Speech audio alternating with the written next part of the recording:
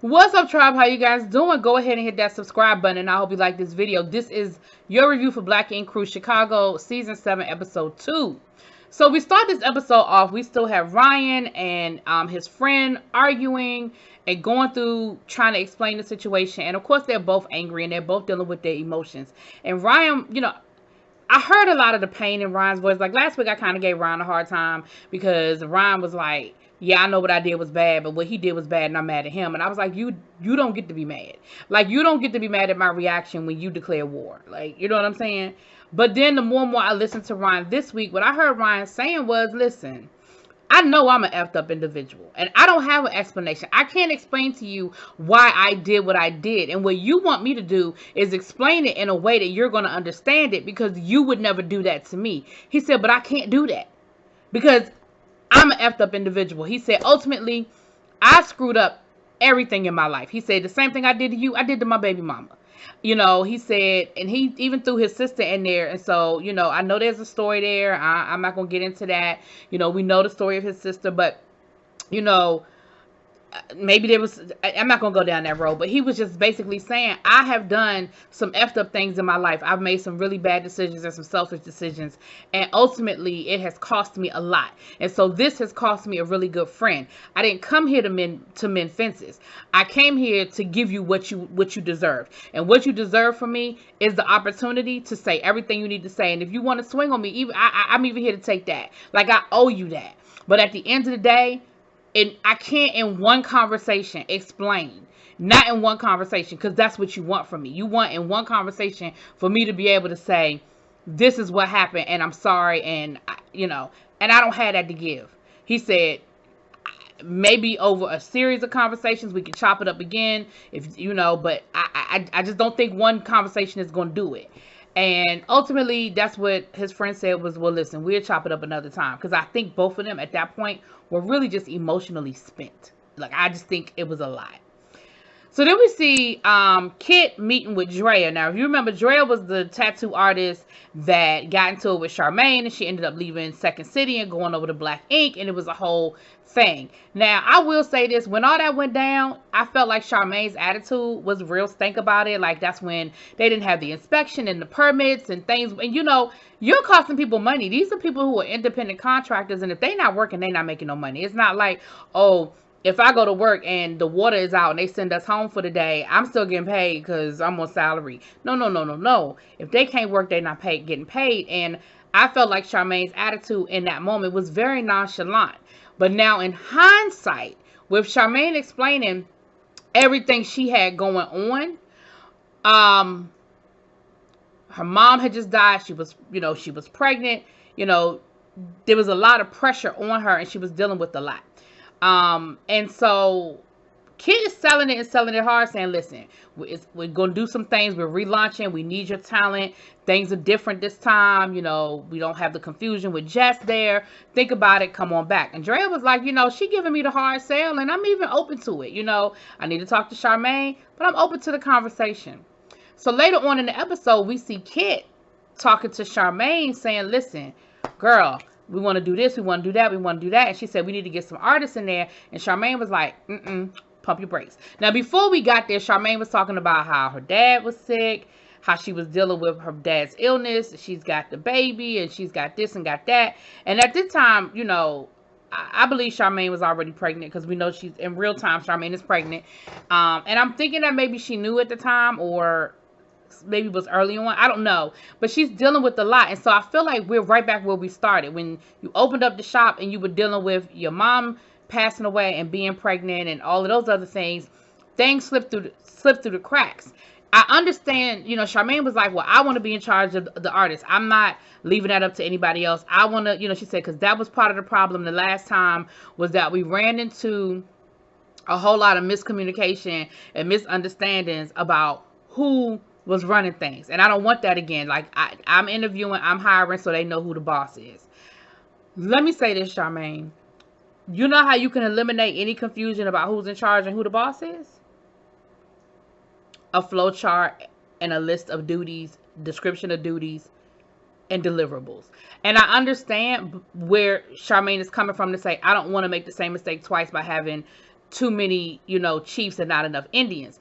But the flip side is you right back where you started. You stressed out about your dad.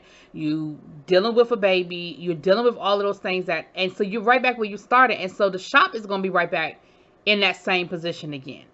I think you need to figure out a way to utilize Kit. And I definitely see this is going to be a problem. Now, Kit says, well, I hear what you're saying, but I didn't already talk to Drea and talk to Drea about coming back to work. And, of course, Charmaine was like, see, this is what I'm talking about. Like, ain't nobody tell you to go and talk to her. But Charmaine did say she was open to the conversation with Drea. And at the end of the episode, they did have a conversation. They did talk. And I feel like it was a good clearing the air. It was a good, this is what happened, that's what happened type situation. I don't know where it's going to go from there, but the door was open. We definitely are getting to a point where we see the smoke clearing up a little bit. Four and his girlfriend slash baby mama slash not girlfriend. Let me break this whole situation with Four and I keep wanting to say Nikki, and I know it ain't Nikki. Nikki is the ex-girlfriend child. But let me break this whole situation. Joy. Let me break this whole situation down. Four don't love her. Four don't want to be with her. Four fucked around and got her pregnant. And now he's trying to make the best out of it. He wants to be there because he's not going to be a deadbeat dad. He's not going to leave her hanging. But at the end of the day, what I kept hearing Four say was, I put our situation on the back burner because I don't want to stress you out during your pregnancy. I put what we have going on the back burner because I know that whatever we're going through, it's going to seep through to the baby. And I don't want to do anything to put the child in any sort of jeopardy. But what that says to me is, once that baby is here and everything is everything, I'm not gonna be your man. Now I'm gonna be that baby's daddy, but I'm not gonna be your man. She wants a relationship. She wants to be with Four. And come to find out, they've only been together or messing around with each other for like a year. So if she's 8 months pregnant, you subtract 12 from 8, that leaves 4. So essentially y'all knew each other for 4 months before she got pregnant. That's a lot. And it sounds to me like y'all was messing around, having a good time. It was all good until the plus symbol popped up on the home pregnancy test. And now it's, oh shit, what we gonna do? Now, she wants to be boo thing. He is, I'm okay with you being baby mama. I just want to do it the right way so that we still good. We get along. We can co-parent to the best of our ability. He's just trying to bide his time. So they get into this whole argument about what time he came home. And he was like, but I'm a grown-ass man. And you knew me before all of this. You know I stay in the studio late. You know that you can't really put no time limit on the creative flow. Because he was like, she was an artist. And she understands because she be in the studio all hours of the night. And her thing is, but I'm pregnant now, and there's a difference. Like, you can't be out there all hours of the night, and your girlfriend is sitting at home pregnant. See, part of the problem is he don't think you his girlfriend. The second part of the problem is he was like, I ain't never had no curfew, and I'm not about to have a curfew now. So they have some fundamental problems and fundamental issues on what their relationship should look like and the hierarchy of their relationship. There are some fundamental problems there. So they got into an argument, and the poor baby was like, tell them to stop the cameras, because she was crying. Ford was like, they ain't gonna stop them cameras. Like, this is what they want. Like, this the money shot, player. They ain't about to stop them cameras. But he does. Now, Ford seems to be having some sort of back problems. In that scene, he said he didn't want to get up because his back was hurting. And then in another scene, when Ryan was like, why don't y'all take a seat? He was like, yeah, I need to do that anyway. I don't know if he hurt his back. I don't know if it's just wear and tear. I don't know if, something's going on. But he definitely was having some issues with his back. And that's a sidebar. That's not even a part of no storyline. Not yet, at least. So we also find out that I'll go ahead and go there. Four also has an issue with the mom. And it sounds like this is a classic example of two things. One, this is why people need to stay out of relationship business. If, parents, your daughter call you and talk about he's horrible, he's the worst thing ever, he did this, he said that, he did this. First of all, if it's coming right after an argument, you got to take all that shit with a grain of salt. Because when people argue and they mad, people say whatever they're going to say. I'm not saying that makes it right, but people say whatever they're going to say out their mouth. So you got to already move that to the side, take that shit with a grain of salt. That's number one. Number two, even if you feel that way, and you feel like your daughter is being mistreated, and he said something to her and he shouldn't have said that, what you should not do is get involved in their relationship. And I'm gonna tell you why. Because see, they gonna make up tomorrow. And now you the one on the sidelines looking crazy. And that's exactly what happened. She called her mama, told her mama how horrible Ford was and all the horrible things Ford said to her. So the mama got on the phone and sent Ford this horrible text message, basically cussing him out and calling him everything but a child of God. So now you and Ford have made up. But now Ford and your mama got beef because your mama came at him sideways. So now we got to try to fix this situation. So later on in the episode, Ford's like, yeah, I'll talk to her. You know, let's sit down and talk. We want to definitely clear the air before it becomes a bigger issue, right? So they go to clear the air. And while they're trying to clear the air, Ford's trying to talk to her mom and clear everything up with the mom. And she gets involved. And now she's yelling and talking over, you know, and Ford's like, can I talk to your mother, though? Like, I'm trying to talk to your mother. No, because da-da-da-da-da and da-da-da-da-da. And her mother even had to say, you don't have to yell. Why are you yelling? Because I need to yell so I can be heard. She was like, but you don't.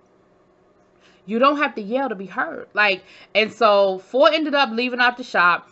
And he was like, now her mother understands what I'm dealing with. Now she sees that it's more than just a one-sided situation, that I'm not the big bad wolf and she's the innocent little princess and I'm treating her so horrible. So that's that. But like I said, we'll get back to, look, we'll get back to Ford in a second. So Ryan, Don and Ford down to the shop, you know, chopping it up. And Ryan lets them know how things went with the best friend. Now here's the thing, because all of them are friends in real life, Don and Ford also have an outside relationship with the friend. And their thing was, listen, we don't like what Ryan did, and Ryan was wrong for what he did, but we love both of them, and we just wanted them to work it out. However that has to do. Like, Don's thing was, I just want them to be able to find peace. Whatever that looks like. Whatever that looks like. He was like, so I stayed out of it, and I'm glad that they were able to talk. You know, that's the best thing I could do. So then, we know Don is opening up his gym. He said he feels 100% better. You know, everything is everything. So Don comes up with this great idea to have a bachelor party. Instead of a bachelor party for Ford, a bachelor party for Ford to celebrate his last days of being, you know, of not being a dad, going into fatherhood. Now, let me say this. In the history of Black Ink Crew, both the New York and the Chicago franchise, we're not going to count Louisiana. Or New Orleans, I should say. They don't need a good reason to start a party. I mean, to have a party. Like, we know that they will come up with a party. It's raining. Well, we're going to have a rain dance party. Like, they don't have to have no good reason to have a party. So, when I first heard that thing, I said, a bachelor party? Come on, Don. You just making up shit. And Don even said, I think I made that up, but I'm going to make it work. But you know what? I thought it was actually a really good idea. And I'm actually going to recommend bachelor parties to people in my life who are getting ready to be dads. Because he had a bunch of guys. They had cigars. They had, you know, cognac. They did this great toast about, you know, Black men coming together. Well, he said men, but I think all of them were men of color coming together. He said, you know, the media not going to talk about this, you know, but we need to come together for positive things. And we're here to celebrate fatherhood. We're here to, you know, congratulate and welcome Ford into, you know, the fatherhood, and let him know that whatever he need, we here for him. The uncle's got his back. And I thought it was really a great, great celebration for Ford, especially since they said Ford was feeling kind of down and, you know, kind of in his feelings a little bit. But we know why all of that was, because like I told you, he don't want to be with that girl. He done got her pregnant, and now he got to deal with the consequences. But he don't want her. And she might be a really nice woman, but he don't want her. They just weren't. Anyway. So, but then here come Ashley and Joy. I'm going to just say her name Joy. Joy might not be her name, but Ford baby mama, okay? Listen, I know that, you know, we making a TV show. But I said, Ashley know good and damn well she don't have no good reason to be going down there and busting up the party. She said, well, they came to the bachelor party, so I thought it was a good idea for them to come. No, you didn't. You didn't have no good reason for y'all to show up. And so they show up at the party, and of course, Ford, they were having a good time. They even had like Ford doing these little exercises to see how fast he could change the baby and get the baby in the car seat. And it was fun, and it was cute, and it was a great moment. And I felt like, why in the world would y'all feel like y'all needed to crash that? Like, let them have that. Let them have their moment. Like, Nowadays, the trend is to have co-ed baby showers, but I know once upon a time, I mean, I didn't start seeing men at baby showers until recently, like within the last 5 years. Before that, I ain't never seen no men in no damn, baby shower. It's a woman thing.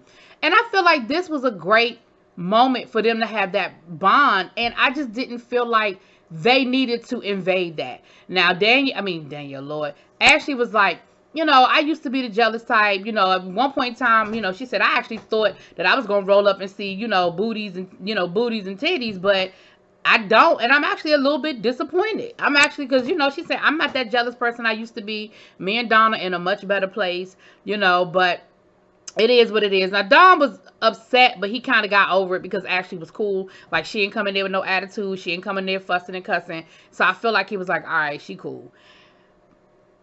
But the baby mama, Four was not here for it. He was like, what's up with the pop-ups? Like, you know better than to pop up on me. Like, we don't do that.